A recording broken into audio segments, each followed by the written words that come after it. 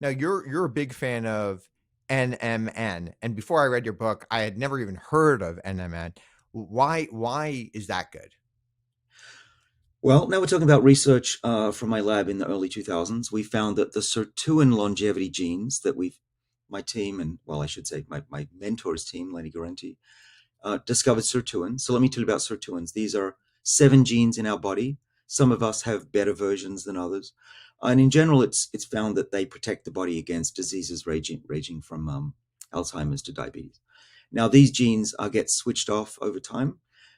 Their main role is to make enzymes that tell the body how to survive during adversity. So when you're exercising and dieting and in sauna, they come on, protect the body. But the problem is, as we get older, they become less active. And one of the biggest problems is that for their activity, they require a little molecule in the body, a very abundant one called NAD. NAD is required for life. It's involved in chemical reactions, but it's also used as a sensor for the body of adversity. When we have no adversity, we're eating a lot and sitting around, NAD levels go down. That's true as we get older as well. So a 50-year-old has half the levels of a 20-year-old for NAD. Um, and what we like to do is to boost the levels of NAD back up to youthful levels and mimic exercise, mimic dieting, or even enhance those modalities. Now, we've even got human clinical trial data. I was mentioning one of my companies has done clinical trials already for the last few years. And by raising NAD levels, we can actually improve human health. And we hope that this will be a drug one day to treat diseases ranging from kidney failure to even COVID 19 survival. So, what about NMN? Well, NMN is a precursor that the body uses to make NAD. And by ingesting NMN, we've shown in humans that you can raise your NAD levels by about 2 to 3 fold. And that's beneficial in humans based on clinical studies. When I say I'm a fan, I'm not selling this stuff. A lot of companies claim that I'm involved with selling it. That's not true. I spend a fair amount of legal fees on trying to stop that. Um, but yeah, any NAD boosters, as they're called, seem to be really beneficial. I take NMN, and I've been doing so for probably about 8 to 10 years. And so far, so good. I've only seen benefits. Some people ask about And so, the so risk. basically, you're saying the goal is to increase your NAD. One way to do that is through exercise. You can do that by fasting, sauna. But there's this other way to do is to take this NMN. Essentially, it's a supplement, and that can also boost your NAD. Yes, that's what the science is saying, and others have shown it improves 6 minute walk. So it's being used for performance, endurance, and overall health. It's not proving that it extends lifespan. In fact, we've only just recently found it extends a mouse's lifespan and haven't published that yet. So it's early days. We still have a lot to go on, or to do at least. Are But there side effects for taking it, um, or does doing one thing make it harder to do something else? Or it doesn't seem to be. I mean, in mice, there's a couple of studies in some rare cases of genetically inbred mice that don't have an immune system, that there's hints that cancer might spread slightly more frequently in a very small study. But these are mice that are inbred and have no immune system. So it's still full steam ahead with human clinical trials. There's been no adverse events in any of the patients that have been tested, or the subjects, I should call them. And yeah, so I'm not yet ready to say that there's any known, or at least tangible, provable risks that I want to be the first person to know if there's a risk because my yeah. father takes it, my friends and family take it, I take it. So I'm not selling it. I just want to know the science. But I do know that my father is too old to wait till 100% proof that this extends lifespan. You and I are getting to that point where we can't wait. And so that's really what I'm doing is I'm educating the public about the risks and rewards. There are a couple of mouse studies that I want to point out, but all weighed up, I think that the risk right now for me and my family is it's worth taking that risk until further notice. Now you also take metformin, um, and and like I don't even know how to pronounce it, but Darzalex. resveratrol. Sorry, Oh, it was virtual. resveratrol. Yeah. Yeah. Um, and and often I'll when I talk to my doctor, he's like, well, I feel like, maybe you're a bit too young to take metformin. And maybe, I often encourage my patients who are, let's say, 60 or over, but it has some side effects and that it makes it a little bit less likely to build muscle mass and stuff like that. Like, how do you weigh some of those things? Well, let's start with when should you start?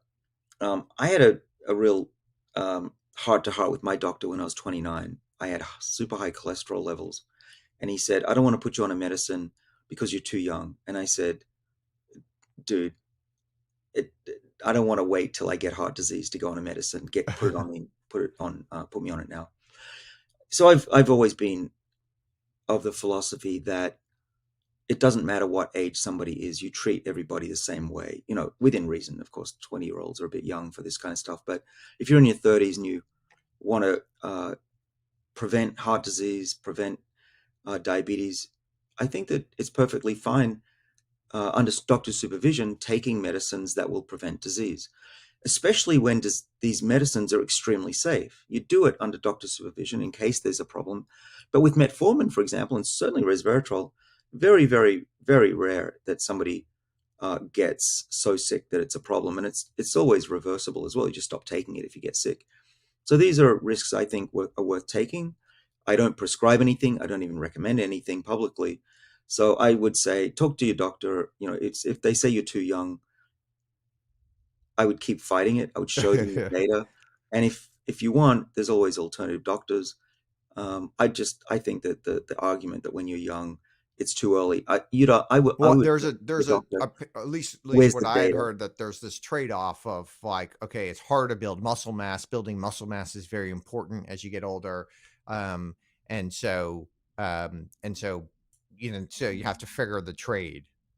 Well, it's frustrating to me as a scientist that when somebody says something in public or a podcaster says it's a problem, it becomes locked into the public's consciousness. And unfortunately, nobody ever goes back and reads the actual paper that this came from. And that was also true for the Women's Health Initiative and breast cancer. People still believe that HRT causes breast cancer, and that turns out it doesn't. Same for metformin and exercise. When you look at the data, uh, and it's really easy to see, it's not difficult. You can look at it. The graph that says there's a difference, first of all, is being manipulated in a way that is deceiving. They cut off the y-axis so that you're just seeing the very tippy top of the bars, and the actual difference is about 5%. And it turns out that 5% is almost certainly due to people just not doing the extra couple of reps in the exercise because they feel a bit more tired. So what's the solution? Well, if you don't mind having muscles that are 5% smaller, then no big deal. Those muscles are Yeah. just as strong and healthier, and have less inflammation. I don't care if my muscles are still 95% there. I'm not trying to win any contests for bodybuilding. But I can avoid metformin on days I work out, no big deal, or force myself to do a couple more reps when I feel tired. That's all it is. I wouldn't say that that's a reason not to take metformin. There are other reasons, such as gastrointestinal issues. That's more of an issue. But I think the point here that I want to make is make sure that the science is true and the data that you're getting is true. Don't just believe pundits or even you know doctors who are saying this stuff. Try to go to the paper, read it, or listen to scientists who do read papers. And also just measure yourself. Do it under doctor supervision. Make sure that it's not harming you. Make sure you feel fine. And then, by all means, in my view, it's worth starting in your 40s to maximize your lifespan because we're aging every day. It doesn't just begin after the age of 50 or 60. Now, initially, I was actually kind of skeptical to the idea that like big subsets of the population would adopt any of these anti-aging lifestyles. But then I saw a couple of studies that say 10% of Americans are already intermittent fasting every single day. Over 25% have already tried it. Maybe intermittent fasting is not the best one to measure because it's kind of easy to do. You just kind of skip breakfast, and so it's kind of a relatively simple thing to do. But how optimistic that you actually will see widespread behavior changes? Well, we are in the midst of a revolution in people's wellness and how active they are in their own health. The pandemic was a major wake up call to people who stared in the mirror and saw their own mortality And then there was a boom in home testing because people didn't want to go into doctors' offices for obvious reasons. And so it's becoming also easier for people to take home tests. Now, we don't want people, going rogue and testing themselves and trying to interpret themselves with ChatGPT 4 and beyond.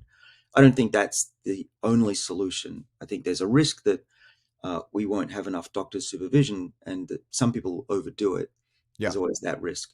So there's a caution here. I do think, though, that there's a place for people taking their own health into their own hands. You can't always be supervised by your doctor when you're at a restaurant. People do need to realize that most of what affects their health in the future is up to them, not their doctor. And what you do every day in your life echoes for decades. And that changing your lifestyle is as important, if not more important, than the medicines you will take. And that's why I think that this revolution that we're seeing in the population, not just in the US, but around the world, is a great thing and will only become more prevalent. And in 20 years, it'll be the majority of people will be on board with monitoring their own health. It's going to get easier and easier with devices as well, cheaper and cheaper. And we'll look back at 2 years ago when almost nobody did this and think that going to your doctor once a year for an annual checkup and having the doctor bang on your knees and cough will seem medieval. In fact, even to us today, it seems medieval. Yeah, it's in the intermittent fasting one. It's while it's maybe 10% of the population. It seems like it's probably closer to 40% of my friends, Oh yeah. and I think one of the reasons is, well, besides the fact that it's relatively easy to do. It's maybe one of the easiest ones to do of all the things that people prescribe. Um, it's also pretty easy to at least for people to believe that it has low harm. Um, and because if you say to somebody, stop eating meat or something like that, first of all, I think that's hard for people to do because they might love their meat. And second, they may show you 40 studies of how that actually could do harm to them. Whereas, and so it's kind of like there's both things that come in of why people may change behaviors. Yeah, absolutely. And everybody's different. Some people like hot and cold therapy, some people don't. Yep. Exercise is for some, it's not for me, although I know it's important to do. Um, and the same goes for fasting. I do agree that there's a real, I don't know if it's fashion or a permanent trend for people to not eat the 3 meals a day that we were told to eat and snack in between. I think that's very 2010. We're beyond that now. Most people realize that we're eating too much. Obviously, you can see it in people's waistlines. And I think that 10% is an underestimate, that certainly in people who are taking notice of what's out, the information that's out there. Yeah, in my circles, of course, it's 95%. But I think I meet enough people from the general public that it's way more than 10% that people are interested in their health. And I think that's also largely driven by the pandemic. People worried about getting sick and dying. I mean, what 30 or 40-year-old ever had to worry about that before? Yep. And so after that, in the aftermath, people are just more interested in seeing what they can do now. And fasting is a pretty easy way to go to start. Skipping breakfast, a lot of people do that anyway. Trying to have a very small lunch or skip lunch is another way to go. I like to eat within a 6 hour window at night, have dinner. I often, as I said, snack a little bit during the day, but that's my goal at least. And I compensate by drinking a lot of liquids that don't have sugar in them, and that helps. Yeah, it's an amazing thing to see how just in my career, working on aging and talking about longevity and fasting went from total fringe in science to now mainstream in not just science but in the general public.